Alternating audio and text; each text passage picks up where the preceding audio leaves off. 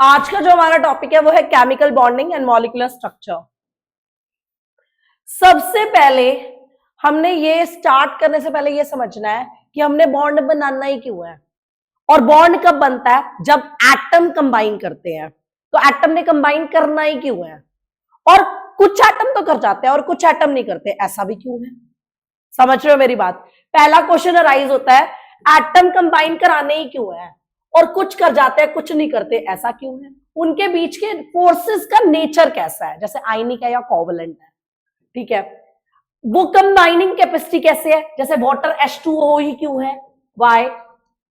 Molecule की different मतलब जैसे स्पेसिफिक शेप्स होती हैं, तो भाई वाटर की जैसे बेंट शेप होती है, तो ये ऐसे अलग अलग शेप्स कैसी है? मतलब जैसे वाटर की बेंट है, CO2 की लीनियर है। जैसे CO2 की एक पर्टिकुलर लीनियर ही है, लेकिन वो लीनियर क्यों है? वाटर की बेंट क्यों है? जबकि ये भी ट्राइएटॉमिक है और वो भी ट्राइएटॉमिक है। CO2 क्या है? ट्राइएटॉमिक। वाटर क्या है? ट्राइएटॉमिक। पर इसकी शेप लीनियर, इसकी शेप बेंट, ऐसा भी क्यों है? समझ रहे हो? तो इन सब बातों का आंसर्स लेने के लिए हमें ये चैप्टर पढ़ना है। क्लियर? कि एटम कंबाइन क्यों करता है? फर्स्ट थिंग, कंबाइन कर रहा है तो मतलब जैसे H2 तो बन रहा है पर He2 क्यों नहीं बन रहा? H2 तो एग्जिस्ट करता है पर He2 क्यों नहीं करता?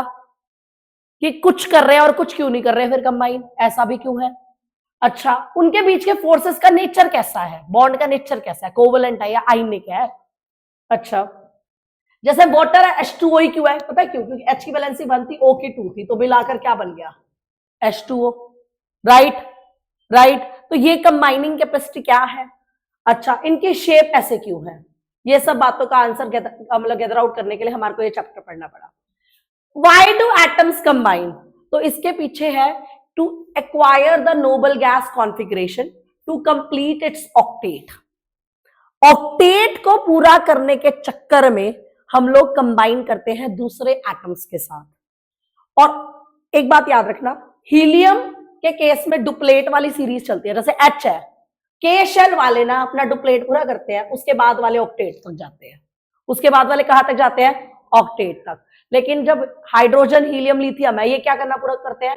डुप्लेट तक, क्योंकि उसका नियरेस्ट नोबल हीलियम है। क्लियर? क्लियर? ये जो कॉन्फ़िगरेशन है, इनको स्टेबल कॉन्फ़िगरेशन कहा जाता है। और स्टेबल कॉन्फ़िगरेशन क्यों कहा जाता है? क्योंकि ये कॉन्फ़िगरेशन अचीव करने के बाद ये नोबल हो जाते हैं, ये अनरिएक्टिव हो जाते हैं, तो इनर्ट हो जाते हैं। ये वजह है कि हम ऐसी कॉन्फ़िगरेशन को अचीव करना चाहते हैं। क्लियर? बस कुछ के केस में डुप्लेट होता है, अदरवाइज ऑक्टेट होता है। अच्छा, व्हाट इज दिस ऑक्टेट? अपने आउटर शेल में 8 इलेक्ट्रॉन की पूर्ति करना ऑक्टेट रूल कहलाता है। अपने आउटर शेल में 8 इलेक्ट्रॉन को पूरा करना ऑक्टेट रूल कहलाता है। The principle of attaining maximum of 8 electron in the valence shell atom is called octet rule. कोई दिक्कत? अच्छा, एटम कंबाइन क्यों करते हैं? In order to get minimum energy and maximum stability. Minimum energy, maximum stability. तो दो reason है, एक तो मेरा ऑक्टेट पूरा हो जाए, दूसरा मिनिमम मेरी एनर्जी हो जाए, मैक्सिमम मेरी स्टेबिलिटी हो जाए। मिनिमम मेरी एनर्जी हो जाए, मैक्सिमम मेरी स्टेबिलिटी हो जाए। कोई दिक्कत? अब लुइस देखो, जैसे लिथियम है, मेरे को पता है लिथियम का एटॉमिक नंबर 3 होता है, तो मैं इसको कैसे लिखती हूँ? 2,1। तो इसके आउटर इलेक्ट्रॉन कितने हैं? 1। तो एक डॉट लगा देना, लुइस सिंबल हो गया। क्लियर? जैसे बेरेलियम है, बेरेलियम का एटॉमिक नंबर 4 होता है, आप इसको क्या लिख सकते हो? 2,2। तो इसके आउटर में कितने इलेक्ट्रॉन है? 2। तो 2 डॉट लगा दिए, तो ये इसका लुइस सिंबल हो गया। जैसे बोरोन है, बोरोन का एटॉमिक नंबर 5 होता है, तो 2,3। तो 3 डॉट लगा दिए, तो बोरोन का लुइस हो गया।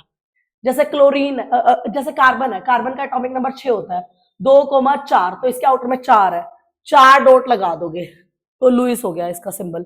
नाइट्रोजन का 7 होता है, तो 2,5। ऑक्सीजन का 8 होता है, 2,6। तो 6 डॉट।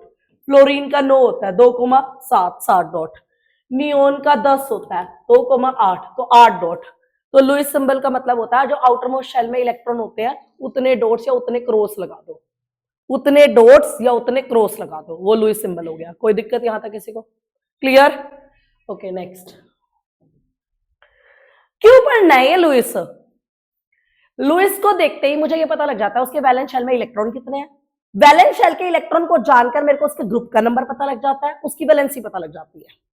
जैसे वैलेंस इलेक्ट्रॉन 1 तो ग्रुप नंबर 1, वैलेंस इलेक्ट्रॉन 2 तो ग्रुप नंबर 2, वैलेंस इलेक्ट्रॉन 3 तो ग्रुप नंबर 13, 4 14, 5 15, 6 16, 7 17, 8 18। वैलेंस इलेक्ट्रॉन को देख के मेरे को उसका ग्रुप नंबर पता लग रहा है, वैलेंस इलेक्ट्रॉन को देख के मैं उसकी वैलेंसी जान पा रही हूं। जिसके वैलेंस 1 उसकी वैलेंसी 1, जिसके वैलेंस 2 उसकी वैलेंसी 2, जिसके वैलेंस 3 उसकी वैलेंसी 3, जिसकी वैलेंस 4 उसकी वैलेंसी 4, लेकिन आफ्टर द 4 8 माइनस बोलना। जिसके वैलेंस 5 उसकी वैलेंसी 3, जिसके वैलेंस 6 उसकी वैलेंसी 2, जिसके वैलेंस 7 उसकी वैलेंसी 1, जिसके वैलेंस 8 उसकी वैलेंसी 0। तो एक बार पेपर में ये पूछा था what is the significance of Lewis, और ये आम पेपर में नहीं जेईई में पूछा था कि कौन सा स्टेटमेंट गलत है, और उसमें सिग्निफिकेंस ऑफ लुईस थी। तो मेरी बात ध्यान से सुनना, लुईस इंडिकेट करता है कितने इलेक्ट्रॉन है तेरे वैलेंस शेल में, मतलब वैलेंस इलेक्ट्रॉन। इसको हम आम शब्दों में क्या कहते हैं, वैलेंस इलेक्ट्रॉन। और ये कह रहा है ग्रुप वैलेंस, मतलब ग्रुप नंबर भी बता देगा और वैलेंसी भी बता देगा। दो बातें बोल दी मैंने, ग्रुप नंबर भी बता देगा, वैलेंसी भी बता देगा। जिसके वैलेंस 1 ग्रुप ए तो 2 3 3, 3 का 13, 4 का 14, 5 का 15, 1 तक 1, 2 तक 2, उसके बाद 10 ऐड करके बोलते हैं। 3 का 13, 4 का 14, 5 का 15। ठीक है। अच्छा, बैलेंस कैसे पता लगता है, नंबर ऑफ डॉट्स अगर 4 से कम हो तो उसकी वैलेंसी वही रहती है, 4 से ऊपर हो तो 8 में से माइनस कर देंगे। फॉर एग्जाम्पल मैं आपको बता देती हूं, वैसे मैंने अभी डिक्लेयर कर ही दिया था बट एक बार फिर बात कर लेते हैं। जैसे इसके डॉट 1 है तो इसकी वैलेंसी 1, इसके डॉट 2 तो वैलेंसी 2, इसके डॉट 3 तो वैलेंसी 3, इसके डॉट 4 तो वैलेंसी 4, पर 4 के बाद 8 में से minus, 8 minus 5 3, 8 minus 6 2, 8 minus 7 1, 8 minus 8 0। समझ गए मेरी बात। तो ये सिग्निफिकेंस है, ये बैलेंस बता देता है, वैलेंस इलेक्ट्रॉन बता देता है, वैलेंसी बता देता है, ग्रुप नंबर बता देता है। नेक्स्ट, ऑक्टेट रूल क्या होता है, अपने प्रिंसिपल क्या था अभी इसका, अभी हमने पढ़ा अपने अंदर 8 इलेक्ट्रॉन की पूर्ति करवाना। ठीक है, हम 8 इलेक्ट्रॉन की पूर्ति कैसे कराते हैं, या तो इलेक्ट्रॉन दान देके, या इलेक्ट्रॉन गेन करके, या इलेक्ट्रॉन शेयर करके। फॉर एग्जाम्पल तेरे पास सोडियम है 11 है, 11 का मतलब क्या होता है 2 8 1। तेरे पास सोडियम है 11 है, 11 का मतलब क्या होता है 2 8 1। तेरे आउटर में कितने हैं 1, तो ये 1 लूज कर दे तो Na प्लस बनेगा। अब बताइए आउटर में कितने हैं 8, बन गई ना पूर्ति। समझ गए मेरी बात। जैसे क्लोरीन है 17 है, 2 8 7, अगर ये 1 इलेक्ट्रॉन गेन कर दे तो क्या बनेगा Cl माइनस 2 8 8। समझ गए मेरी बात। तो बाय लूजिंग, बाय गेनिंग और बाय शेयरिंग हम अपने 8 इलेक्ट्रॉन को पूरे करते हैं, और इस रूल को हम क्या बोलते हैं, ऑक्टेट रूल। कोई दिक्कत?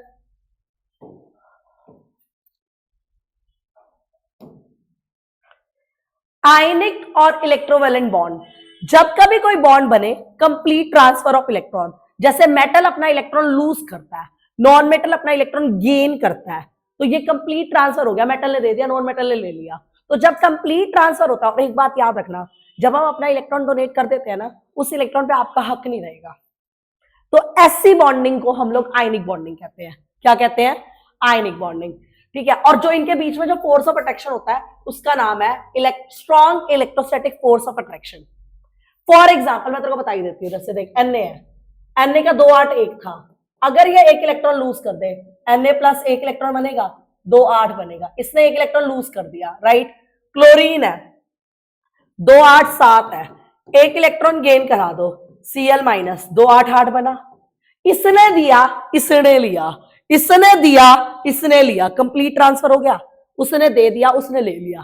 ठीक है, तो अब जो Na प्लस और Cl माइनस की बॉन्डिंग है ना, इससे हम आयनिक बॉन्डिंग कहते हैं। इसे क्या कहते हैं, आयनिक बॉन्डिंग। अब ये बॉन्ड अच्छा कैसे बनेगा, देख Na ने इलेक्ट्रॉन क्या करना है, तुम देखो Na ने अपना इलेक्ट्रॉन क्या करना है, देना है। Na ने अपना इलेक्ट्रॉन क्या करना है, देना है, लूज करना है। जो जितनी जल्दी देगा उतनी जल्दी तो वो लेने वाला तैयार रहेगा। आयनिक बॉन्ड की मैं फॉर्मेशन की प्रोबेबिलिटी बता रही हूं, देख Na ने अपना इलेक्ट्रॉन दे रहा है, ठीक है, और कोई अपना इलेक्ट्रॉन कब इजीली लूज करता है? जब उसकी आयनाइजेशन एनर्जी क्या हो, लेस। अगर उसके एफर्ट्स कम लगेंगे तो वो जल्दी से दे देगा। Ionisation energy is the energy required to remove the electron. अगर वो एनर्जी कम होगी तो वो इजीली लूज कर लेगा, यही मतलब है ना। अच्छा, जितनी जल्दी ये इलेक्ट्रॉन गेन कर लेगा उतनी जल्दी ये कंप्लीट हो जाएगा, मतलब Cl माइनस बन जाएगा। तो इसका मतलब इसकी इलेक्ट्रॉन गेन एंथैल्पी क्या होनी चाहिए? मोर। क्या होनी चाहिए? मोर। अब after that Na plus Cl minus से मिलता है, जब ये मिलता है प्लस और माइनस एक दूसरे से मिलते हैं तो इनके बीच में क्या लगता है? Strong electrostatic force of attraction. Repulsion थोड़ी लगेगा, प्लस और माइनस में अट्रैक्शन होता है, प्लस और माइनस में क्या होता है? अट्रैक्शन। जब ये प्लस माइनस से मिलेगा इनके बीच में क्या लगेगा? Strong electrostatic force of attraction. और अट्रैक्शन से भी एनर्जी क्या होती है? रिलीज। और इस रिलीज का नाम लैटिस है। इस रिलीज का नाम क्या है?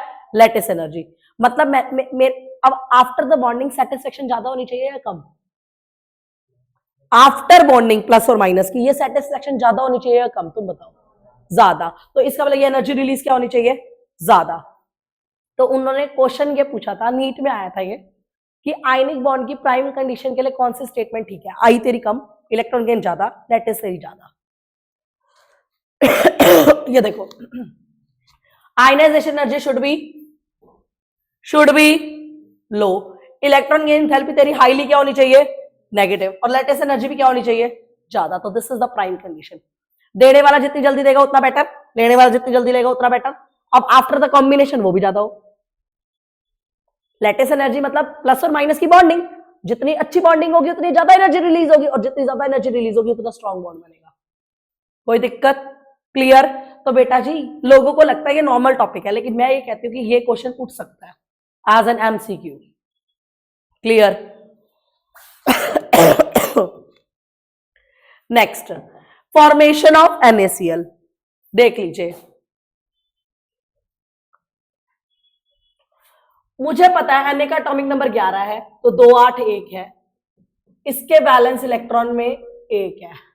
Cl का 17 है, जब मैं इसके बैलेंस इलेक्ट्रॉन देखती हूं तो इसके बैलेंस 7 है। Na के बाहर 1 डॉट, Cl के बाहर 7। ये इलेक्ट्रॉन इधर डोनेट करेगा तो Na पे क्या आएगा? प्लस। Cl पे क्या आएगा? 1 2 3 4 5 6 7 8, ये माइनस। मिलकर क्या बना? NaCl। कोई दिक्कत? उसके आउटर में 1 थे, उसने डोनेट कर दिया, उसको 1 की जरूरत थी, 8 पूरे करने के लिए उसने ले लिया। कोई दिक्कत? MgO कह रहा है। मैग्नीशियम का एटॉमिक नंबर 12, उसके अकॉर्डिंग 2 8 2। अगर ये 2 8 2 है तो इसके बैलेंस में कितने बेटा? 2। O का 8 2,6, उसके अकॉर्डिंग बेटा जी ये 6 हो गए। तो Mg के आउटर में 2 है और इसके आउटर में 6 है। इसको 2 की जरूरत है, इसके पास 2 एक्स्ट्रा थे, इसने 2 दिए तो Mg पे +2। अब इसके ये 8 हो गए तो इसने 2 लिए -2, मिलकर क्या बन गया? MgO। कोई दिक्कत? लैटिस एंथैल्पी क्या है? ध्यान से समझना। ये वो एनर्जी रिलीज है जब तेरे प्लस माइनस से मिल रहे थे, जब तेरा प्लस माइनस के साथ कंबाइन हो रहा था तो एक फोर्स ऑफ अट्रैक्शन डेवलप हो रहा था। जब हमारी केमिस्ट्री में अट्रैक्शन होती है तो एनर्जी रिलीज होती है, जब रिपल्शन होती है तो एनर्जी रिक्वायर्ड होती है। ये बात याद रखियो। जब भी अट्रैक्शन हो रही है तो सेटिस्फेक्शन हो रही है, सेटिस्फेक्शन हो रही है तो एनर्जी रिलीज होगी। जब रिपल्शन हो रही है तो गुस्सा आ रहा है भैया, तो एनर्जी क्या होगी? रिक्वायर्ड, उसको बियर करने के लिए। एनर्जी क्या होगी? उसको रिक्वायर्ड, बियर करने के लिए। कोई दिक्कत? कोई दिक्कत? नेक्स्ट, अब लैटिस एनर्जी किस पर डिपेंड करती है? Size of ion. जितने छोटे साइज होंगे उतना फोर्स ऑफ अट्रैक्शन ये आयन इस पे लगा पाएगा, उतना फोर्स ऑफ अट्रैक्शन ये आयन इस पे लगा पाएगा। तो इसलिए हम कहते हैं कि smaller the size of ion, lesser will be the distance, तो higher will be your lattice energy. जितना ज्यादा चार्ज होगा, माइनस आ इसके पास क्यों रहा था? प्लस की वजह से। तो जितना ज्यादा चार्ज होगा उतना इन दोनों के फोर्स ऑफ अट्रैक्शन क्या डेवलप होगा? ज्यादा, उतनी एनर्जी रिलीज क्या होगी? ज्यादा। तो मोर the charge smaller the size. ऐसे कर सकते हो सेट। मोर द, ये पूरा करने की बजाय आप कैसे कर सकते हो? More the charge smaller the size, more the charge smaller the size, more will be the lattice, more will be your lattice. और मैं बताऊं मैंने पहले कैसे पढ़ाया था? लैटिस एनर्जी ऐसे, चार्ज बाय साइज। कुछ याद आ रहा है? ये directly to charge, inversely to size, कोई दिक्कत? जनरल प्रॉपर्टीज क्या है भाई? Ionic compound generally solid form में एग्जिस्ट करता है और एक्सरे एनालिसिस से पता लगता है वो जो सॉलिड फॉर्म में एग्जिस्ट कर रहा है ना, उसके अंदर पार्टिकल आपके आयंस है। उनके पार्टिकल्स क्या है? आपके आयंस। तो पहला कि ये एग्जिस्ट करता है सॉलिड फॉर्म में। दूसरा, इनका मेल्टिंग और बॉइलिंग पॉइंट हाई होता है because of the strong electrostatic force of attraction which exist among them. Solubility, भैया आयनिक कंपाउंड आयंस के बने हुए हैं। लाइक डिसॉल्व लाइक का फंडा होता है।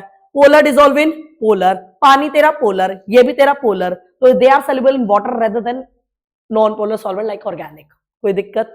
लाइक डिसॉल्व लाइक का फंडा होता है ना, polar dissolve in polar, non polar dissolve in non polar. Ionic तेरा पोलर, पानी तेरा पोलर, पोलर पोलर में घुल जाएगा, मतलब ionic compound soluble in water, कोई दिक्कत?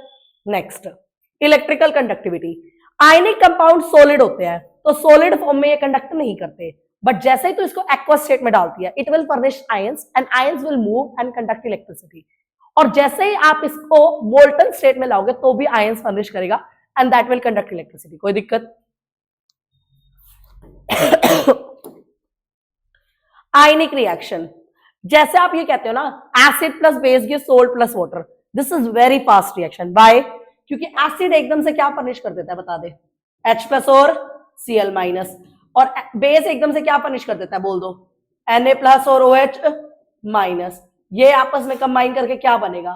NaCl और वाटर, राइट? तो इसलिए फास्ट होती है क्योंकि प्लस एकदम से भाग के माइनस में जाएगा, प्लस एकदम से भाग के इस वाले माइनस में जाएगा, आयनिक रिएक्शन फास्ट होती है, कोई दिक्कत? कोई दिक्कत? इसके बाद इनका कोई डायरेक्शनल कैरेक्टरिस्टिक नहीं होता, पता है क्यों? क्योंकि स्ट्रॉन्ग इलेक्ट्रोस्टैटिक फोर्स हर जगह से लग रहा होता है, हर जगह से लगेगा तो कोई पर्टिकुलर डायरेक्शन नहीं है, कोई दिक्कत? कोवलेंट बॉन्ड, ध्यान से समझना, अभी आपने जो इलेक्ट्रॉन का ट्रांसफर करवाया था वो कंप्लीट करवाया था, लेकिन जब हम कोवलेंट बॉन्ड की बात करते हैं तो यहां दो एटम के बीच में इलेक्ट्रॉन की शेयरिंग होती है, और जब इलेक्ट्रॉन की शेयरिंग होगी तो इक्वल कॉन्ट्रीब्यूशन होगा। अगर मैं अपना एक इलेक्ट्रॉन दे रही हूं तो तू भी अपना एक इलेक्ट्रॉन देगी, म्यूचुअल शेयरिंग बराबर की होती है जब हम कोवलेंट की बात करते हैं।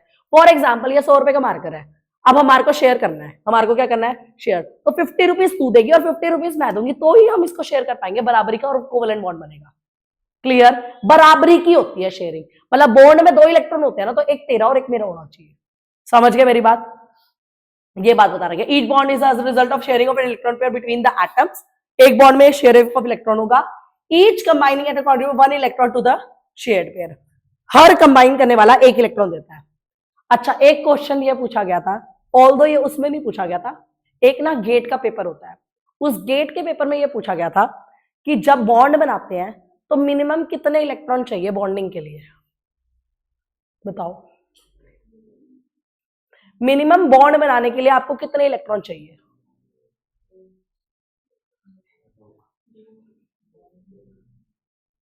मिनिमम बॉन्ड बनाने के लिए दो एटम के बीच में कितने इलेक्ट्रॉन होने चाहिए? क्वेश्चन ये है।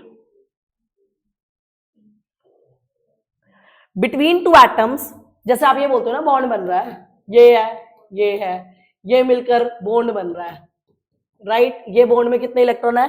दो। तो मिनिमम बॉन्ड बनाने के लिए कितने इलेक्ट्रॉन की आवश्यकता है?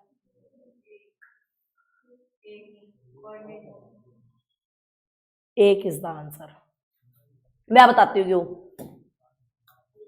बॉन्ड डंडा नहीं है जिसमें दो इलेक्ट्रॉन होंगे तो ही डंडा बनेगा। बॉन्ड दिखाने का तरीका है कि हम एक लाइन बना देते हैं, राइट? बॉन्ड दिखाने का तरीका है कि हम एक लाइन बना देते हैं, पर बॉन्ड डंडा नहीं होता। मेरी बात सुनो, बॉन्डिंग इसको भी कहते हैं। मान लो इसका न्यूक्लियस है, मेरा भी न्यूक्लियस है, क्योंकि मैं एटम हूं, ये भी एटम है। अब इसके पास इलेक्ट्रॉन है नहीं, लेकिन मेरे पास इलेक्ट्रॉन थे, तो मेरा इलेक्ट्रॉन यहां घूम रहा है इस तरीके से, राइट? तो क्या अगर इसका न्यूक्लियस मेरे इलेक्ट्रॉन को अट्रैक्ट नहीं कर सकता? Electron is negative, nucleus is positive, इसी अट्रैक्शन को तो बॉन्ड कहते हैं। खत्म। तो मिनिमम एक इलेक्ट्रॉन चाहिए किसी को अट्रैक्ट करवाने के लिए। नहीं समझे तो मेरी बात? पर अब हम लोग जो दिखाते हैं वो ये दिखाते हैं कि एक बॉन्ड में दो इलेक्ट्रॉन पेयर की शेयरिंग होती है, लेकिन उन्होंने क्वेश्चन ये पूछा मिनिमम कितना चाहिए? एक इलेक्ट्रॉन। समझ गए मेरी बात? समझ गए मेरी बात? करना क्यों है? भैया कंबाइन करके हम नोबल गैस कॉन्फ़िगरेशन को अचीव कर सके, अपने ऑक्टेट को पूरा कर सके, नोबल गैस कॉन्फ़िगरेशन को अचीव कर सके, अपने ऑक्टेट को पूरा कर सके, ये हमारी वजह है। इसी के साथ अब आपका मॉलिक्यूल स्टार्ट हो रहे हैं जिसमें आपको इलेक्ट्रॉन डॉट स्ट्रक्चर्स बनाने हैं। देखो आपको सबके बैलेंस याद होने चाहिए। जैसे H का बैलेंस कितना है? 1। H का बैलेंस कितना है? 1। H के केस में क्या पूरे होते थे? डुप्लेट्स।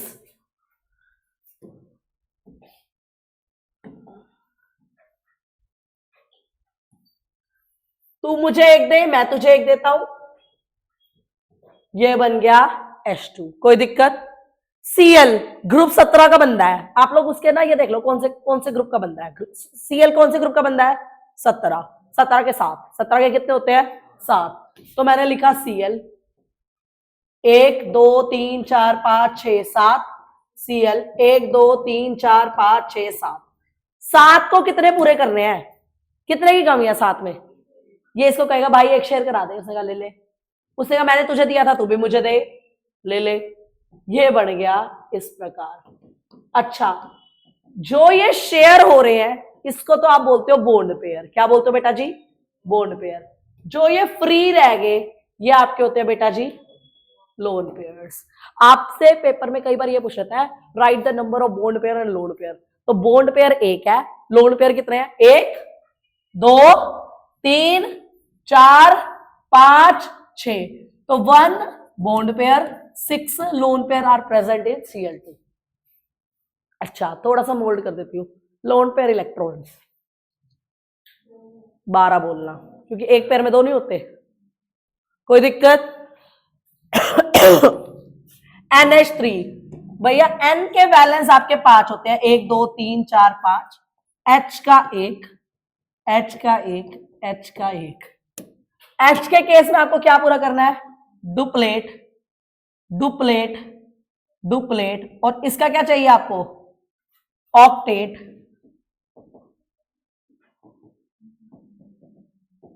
कोई प्रॉब्लम? कोई प्रॉब्लम? अब मेरे से पूछे bond pair, there are 3, lone pair I will say 1। कोई दिक्कत? इलेक्ट्रॉन्स 2 और 6। वाटर, वाटर के आउटर में कितने होते हैं बेटा? O में आउटर में कितने होते हैं? 6। H के 1। H के केस में बेटा क्या पूरा होता है? Duplet duplet. और इस केस में आपका लोन पेयर्स 2 और bond pairs 2। Ratio of lone pair and bond pair 1:1। ऐसे क्वेश्चन पूछता है। क्लियर? अब तो आपको CUET भी देना होता है, तो इस हिसाब से भी तैयारी रख के चलो। मतलब उनमें भी ऐसे ही क्वेश्चंस आते हैं, राइट? O2, O के बैलेंस आपके 6 होते हैं।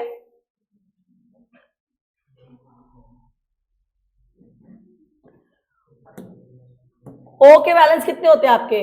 1 2 3 4 5 6। 1 2 3 4 5 6। भैया 6 है आउटर में, कितने चाहिए बता दो? 8। ये कितने हो गए बेटा? 8। इस तरीके से कितने लोन पेयर? 4। कितने बॉन्ड पेयर? 2। कोई दिक्कत?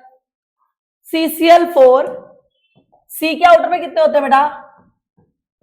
4। Cl में 7। Cl में 7। Cl में 7। Cl में 7। Cl में 7 है तो बेटा इसको कितने की आवश्यकता है? 1, ताकि 8 हो जाए ना। सुन, ले लिया ले लिया ले लिया ले लिया।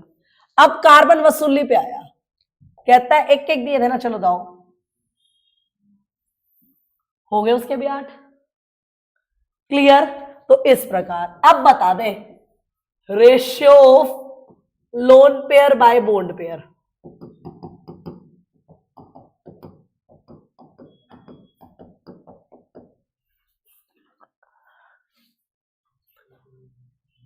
बारह बाय चार 3:1। क्या आ गया? 3:1। आ जाओ N2। भैया एन के आउटर में कितने होते हैं? 1 2 3 4 5, 1 2 3 4 5, कितने की आवश्यकता है दोस्त? 3। उससे कितने शेयर करेगा? 3। इसको भी कितने की है? 3। कोई दिक्कत?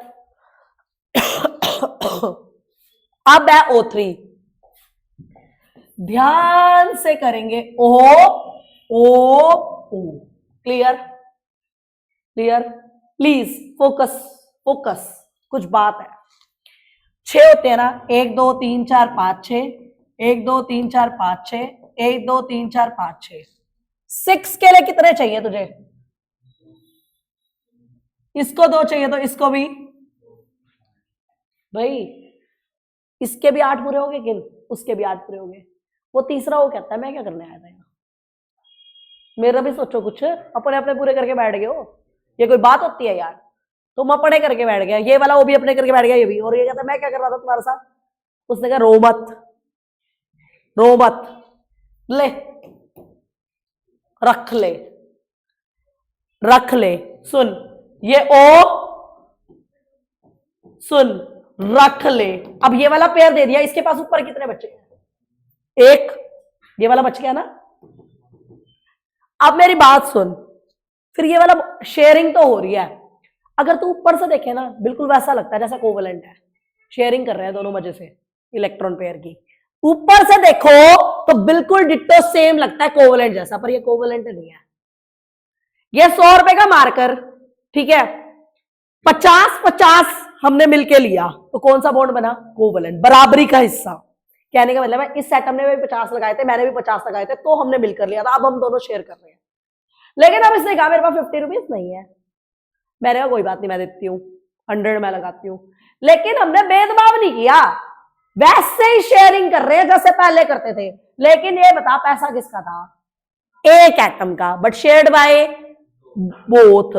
ऐसे बॉन्ड को कोऑर्डिनेट कहते हैं, ऐसे बॉन्ड को क्या कहते हैं? कोऑर्डिनेट। भैया electron pair of one but shared by both. If electron pair of both shared by both, covalent. If electron pair of one shared by both, coordinate.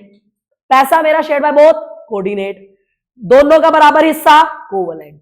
समझ गए मेरी बात? तो ये कोऑर्डिनेट बॉन्ड हो गया। कौन सा बॉन्ड हो गया? कोऑर्डिनेट। क्लियर? चलिए, अब है आपका CO।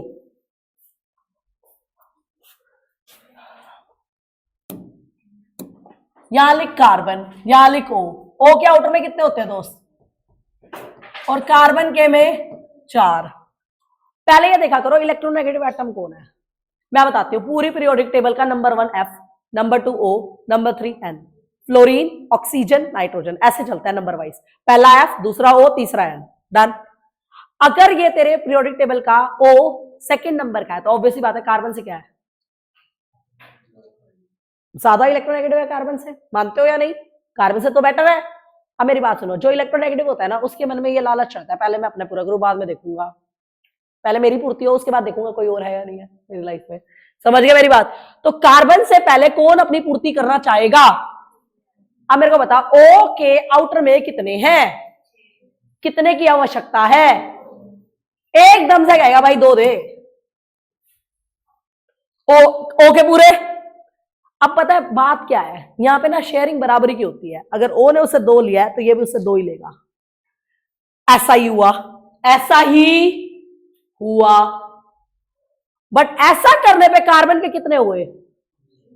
बाद में कार्बन कहता है ये क्या बड़ी मेरे साथ, मैं तो रह गया, मैं तो रह गया। O तो अपने 8 पूरे करके बैठ गया, लेकिन कार्बन के कितने रह गए? 2 रह गए ना। सुन, ऐसी सिचुएशन में इसने O से डिस्कस किया, ओ यार मेरे साथ सही नहीं बड़ी, मतलब बढ़िया नहीं है बात, तेरे तो हो गए, मेरा रह गया। उसने कहा ले रो मत, रख ले। तो ये तीसरा बॉन्ड कौन सा हुआ? कोऑर्डिनेट। तो ऐसे बनता है ये। समझ गए? समझ गए? क्लियर? ओके, हटा दू ये। अब आ जाओ CO2 पे।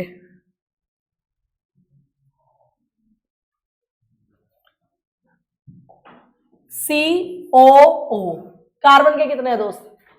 4, O के कितने हैं 6, ओके आ जाओ। 6 के लिए कितने की आवश्यकता है 2, 6 के लिए 2 आया कार्बन तेरा वसूली पे, 2 तेरे को दिए थे आजा, 2 तेरे को दिए थे आजा, हो गए पूरे, हो गए पूरे।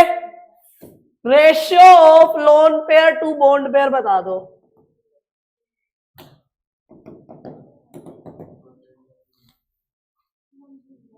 वन रेशियो वन, कोई दिक्कत।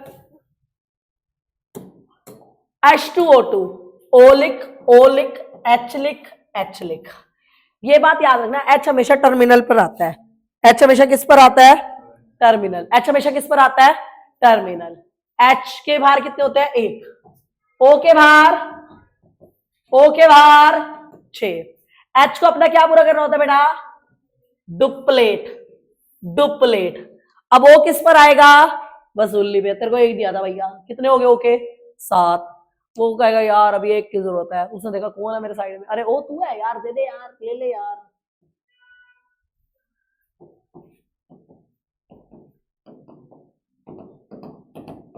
कोई दिक्कत, कोई दिक्कत। Next is your HNO3। भैया पहले N लिखा करो, कोई दिक्कत। अगल बगल पहले O सेट करा करो। O कितने हैं और O के बगल में H होता है, ये बात याद रखियो। पहले मेन मेटल लिखा सेंट्रल एटम, उसके साइड में O पूर्ति कर दी, लेफ्ट राइट जितने अप डाउन जितने लगाने लगा ले, उसके बगल में H आते हैं, ये रूल है। अब आ जा N के कितने होते हैं बताइयो 1 2 3 4 5, 1 2 3 4 5 6, 1 1 2 3 4 5 6, 1 2 3 4 5 6, ओके आ जाओ जी। H को कितना पूरा करना है डुप्लेट, इसी चक्कर में इसने लिया, इससे कितने हो गए O के पास 7, कितने मांगेगा इनसे दे दे, ले ले यार, कोई दिक्कत वाली बात नहीं, अपना ही भाई है तू, ले भाई। अब N के कितने हो गए 6, कितने की आवश्यकता है 2, उसने ऊपर वाले को कहा दे दे, इसने दे दिए, हो गए। ऊपर वाले का तू भी ले ले भाई, कोई दिक्कत। ये वाला वो कहता मैं क्या करने आया था यहाँ, N कहता रो मत, रो मत, ले कोऑर्डिनेट। तो कैसे बनेगा N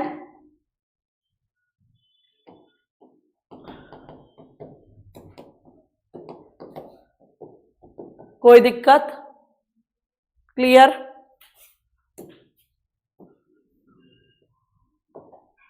नेक्स्ट इज H2SO4।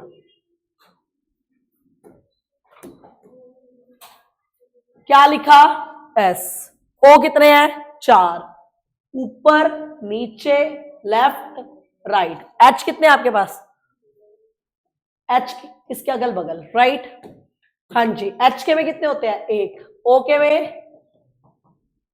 में 6, S के में 6, O के में 6, O के में 6। H को कितने पूरे करने हैं 2, H को कितने पूरे करने हैं 2, ये देखो ये ले लिया 7 और ये 1 8, 7 और ये 1 8, ये 7 और ये 1 8, समझ गए स्टोरी। अब ऊपर नीचे वाले कहते हैं हम क्या करने आए थे, have it, have it.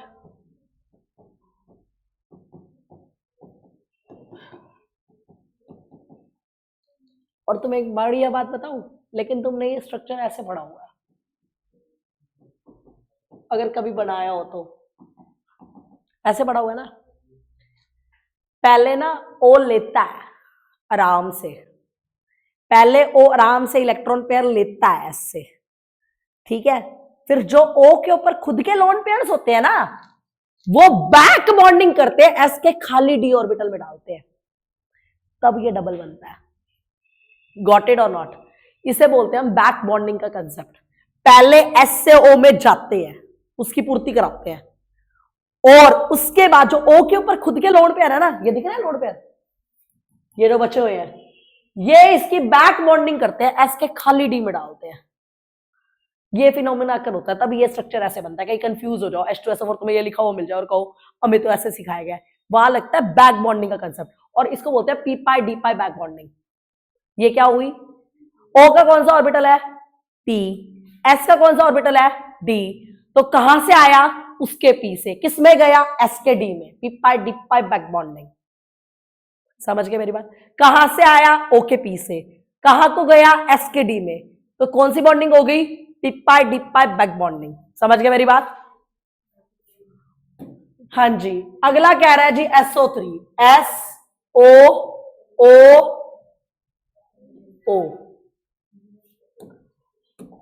S के आउटर में 6, ओ के आउटर में 6, ओ के आउटर में 6, ओ के आउटर में 6, 6 और 2 8। ओ शेट, ये तो पूर्ति करके बैठ गए यार, हम तो रह गए।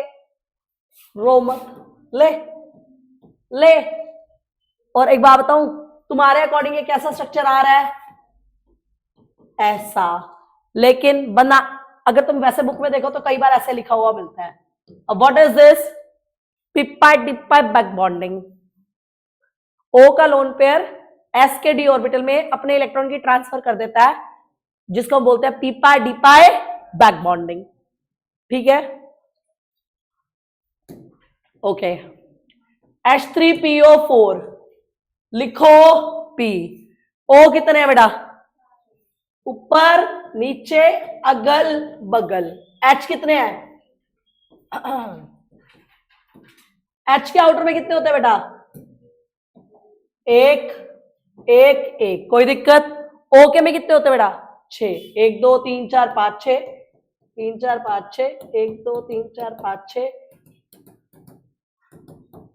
5। राइट, आ जाओ। पूर्ति हमेशा H के थ्रू होती है। करी शुरू, कोई दिक्कत? O के 7 हो गए, ले 8, ले 8, ले 8।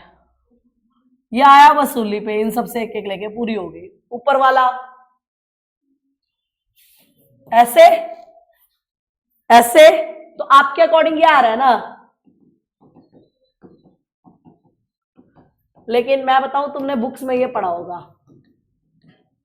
और रीजन क्या है बता दो फिर से? P pi d pi back bonding. Right, done. एक रह गया HNO2।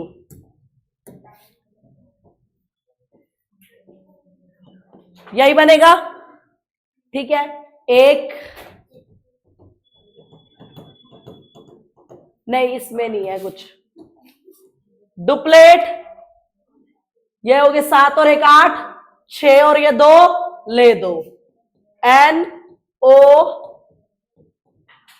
कोई दिक्कत? बाकी फिर कल करेंगे।